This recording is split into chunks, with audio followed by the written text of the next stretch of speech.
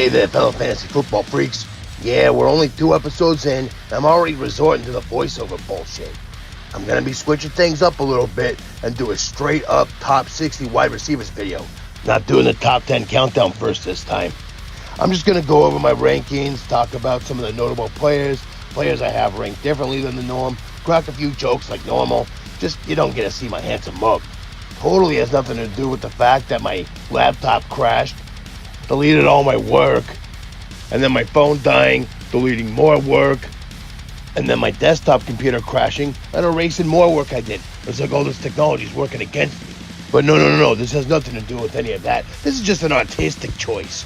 Anyway, so I'm not going to be going really deep into most of these guys, but if I think there's some pertinent information to give you, I'll give it. And if you have any questions about a particular player, put it in the comments below. And if you like what you see despite being a low-budget version, hit like and subscribe, tap the notifications bell so you don't miss future episodes. Anyway, let's get down to it. Here you go, my top 60 wide receivers to draft. And remember, these rankings are going to change during the preseason week to week depending on what we see. And I'll be putting updates out here and there, so look out for those. But anyway, here we go. Not a lot of surprises in the beginning of the list.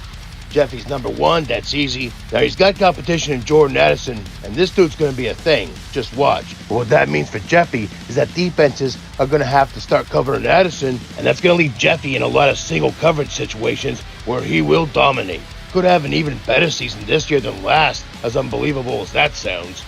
Jamar Chase and his connection with Burrow will take big steps this season. No, I don't think they'll get married, but I think this is the top QB wide receiver stack to own in fantasy, edging out Josh Allen and Stephon Diggs. Chase has shown us that he's a superstar with incomparable abilities to get open deep, downfield, and score loads of fantasy points in the process. The only reason he isn't number 1 is because of T. Higgins and Tyler Boyd, especially Higgins, who's got a pretty solid rapport with Burrow himself and is a top 15 wide receiver in his own right, as you can see.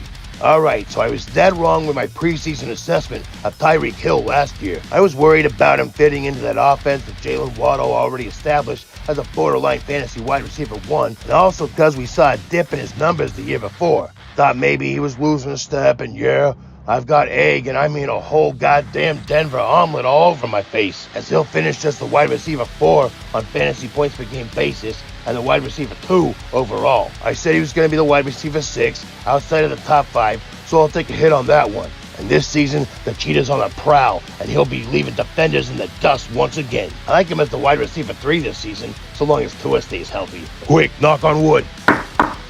Alright, there we go. I dropped Cooper Kupp a few spots down after hearing the news of his hamstring issue. This is something that always gets talked about like a minor thing, but often has lingering effects. He's on the other side of 30 now, so I was already expecting to see some decline in his ability. Same with his QB, Matt Stafford, who turned 35 in February. I still like him at the end of the first, beginning of the second round, but that hammy issue is going to be something to keep an eye on. As I said in my last video, Devontae Adams will be a victim of Jimmy G. I think I just wet myself, overthrowing him while running scared from defenders, so I moved him down significantly. He'll get his share of targets and catches, but as bad as the drop-off was from Aaron Rodgers to Guy Line, a big bed-shitter, the drop from Carr to Garoppolo is almost as monumental as Lizzo's recent drop in Instagram followers. What the fuck? Am I writing for Jimmy Fallon or something? Anyway, Adams is still a wide receiver 1, just not a high-end one anymore. Hey kids, guess what? It's story time! Yay! This one's called The Tale of Two Receivers. Last season, in 9 games, receiver 1 averaged just under 50 yards, under 4 receptions, just over 6 targets, and under 9 PPR fantasy points per game. Receiver 2, on the other hand, in 8 games, averaged 82 yards, over 6 receptions and 11 targets, and over 17 PPR fantasy points per game. Yay! So who would you rather have on your team? Well, it doesn't matter, because whoever you pick, you're getting Garrett Wilson. Yay! That's right, because receiver 1 is Garrett Wilson when his QB was Zach Wilson. And receiver 2 was Garrett Wilson when his QB was not Zach Wilson. Yay! And guess who his QB is this season? That's right, not Zach Wilson. Yay! Garrett Wilson will be a top 10 wide receiver this season, and that may be too low on him. Jalen Waddle and T. Higgins are going to battle it out for the best wide receiver sidekick in the NFL. Even though the wide receiver 2s on their team, they'll be flirting with wide receiver 1 numbers in fantasy. This shouldn't surprise anyone. When you consider the metric of rookie season target share, Chris Olave comes to the likes of Justin Jefferson, Jamar Chase, A.J. Green, and Julio Jones. Licking your chops yet? Yeah, all had between 7.6 and 7.9 targets per game as rookies. And for Olave, that was with Andy Dalton and Jameis at the helm. Yeah, I'm not a fan of Derek Carr, but he's still an improvement over those schmucks. Olave could be poised to break out this season, as we expect him to have an even higher target share this year and a lot more quality targets to boot. The Saints are meh, and Carr's going to likely be throwing a lot, so expect Olave to hover around wide receiver 1 status this season. With the news of Tim Patrick tearing his ACL in camp, and an actually competent, if not overly honest coach, Sean Payton, now leading the team, Jerry Jeudy's stock is skyrocketing to the moon. I may be moving him up before long, especially since his only competition for wide receiver targets is Courtland Sutton, who's about as effective as a dollar store abortion pill. Betting on Ridley is a pretty popular fantasy team name this season, and I gotta concur with that sentiment, because after some turmoil in Atlanta, followed by a year-long suspension due to sports gambling, you can bet Calvin Ridley is ready to cash in on all that time away. He's already been building a strong rapport with Trevor Lawrence in the offseason. It looks like he's finally ready to capitalize on his athleticism and talents as a receiver. The wait on this dude is over, and it's time to push all in on Calvin Ridley. Draft him as your wide receiver 2 or 3, and odds are you'll hit the jackpot. Did I make enough gambling puns?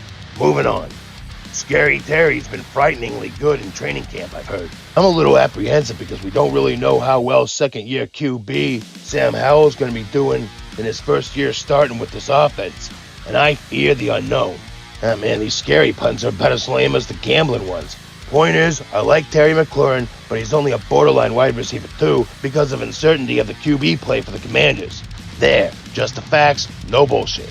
Chris Godwin and Mike Evans both take a mighty tumble with the departure of retired softball enthusiast, that should have read softball enthusiast, Tom Brady. It sounds like new Tampa Bay Bucks QB Baker Mayfield may lose the top spot on the depth chart as he's looked abysmal preseason so far. That means that Kyle Trask will be the starting QB, and if that's the case, Godwin and Evans' fantasy values are like a whore in a gangbang. Completely fucked. Now this seems pretty low for DeAndre Hopkins, but look what Julio Jones did when he went to the Titans. Fucking nothing. Might be running into the same here. The QB room is uninspiring at best. I'm not overly concerned about Treylon Burks taking work away from him. I'm just afraid we've seen the last stud of years from D-Hop. Speaking of Burks, his knee tweak, no big deal. Should be good to go by week 1. Draft him as you would. If that one big play makes you want to take DJ Moore at a higher spot, then, go ahead. But don't come crying to me when he turns out to be A-Rob Part 2. As usual, I'm lower than everyone else on Tyler Lockett, but this may be the year that prediction finally pays off, as I can see his production really dropping off this season. DK Metcalf has established himself as the top dog, and now you had maybe the best wide receiver in this year's draft, Jackson Smith and Jigba, and Lockett could eventually be finding himself as the third wheel. He's still worth owning as a flex option this year, with so much competition and an obvious emphasis on the run with 2 young studs running the ball, and a mediocre QB under the center for the Seahawks. I wouldn't expect much else here.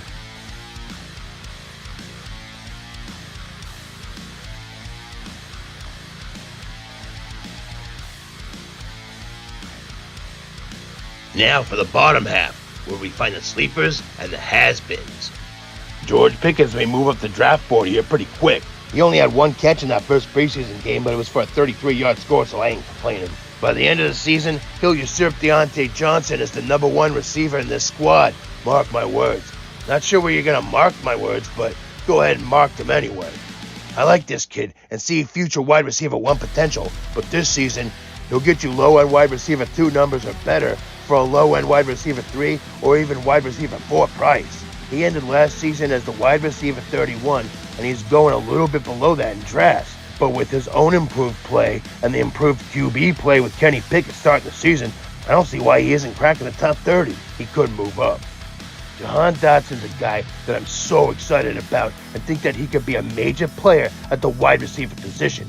But like I said earlier, I'm not so sold on Sam Howell as the QB for the Commanders, and Johnson's still playing behind scary Terry McLaurin, who projects to have a solid season. Dotson's value will depend on Howell's play, but I still think that he's a solid flex candidate, especially if Howell works out. Gabe Davis is a guy we all had pegged for a breakout season last year, and while he wasn't complete horseshit, he was very inconsistent and ended up as the wide receiver 24 in the season. So now, everyone's so down on him that he's actually become an extreme value. A sleeper, actually, at around wide receiver 45. I'm not sure if he'll break the top 20, but surely he's a top 40 and likely a top 30 wide receiver. I ain't pumping him up too high, as I want to get value for him as my wide receiver 4 with a low-end wide receiver 2 ceiling. Why am I so low on Juju? Because no one's ever the guy among the Patriots wide receiver core on a consistent enough basis to really want to draft any of them very high. And clearly the emphasis of their offense will be on the run, as they just signed Zeke Elliott to pair up with stud-to-be Ramondre Stevenson. Now, Juju's going to be worth throwing in as a bye-week filler unless by some miracle the Patriots turn into a pass-heavy juggernaut of an offense. Man, wouldn't that be weird if that somehow happened and I have to replay this bit next season? Yeah, and wouldn't it be weird if my head was replaced by a golf trophy? So yeah, not gonna happen. And the winner of this year's Brandon Cooks, well, someone's got to catch the ball for the Texans. Award goes to Nico Collins. This dude's actually got some legit talent, but his potential is hindered by a combination of unpredictable rookie QB play from CJ Stroud and competing for targets with Robert Woods, Noah Brown, John Mechie, buzzworthy rookie Tank Dell, and fantasy darling tight end Dalton Schultz. But if I'm drafting any Texans wide receiver, it's Nico Collins. I'm down on Odell.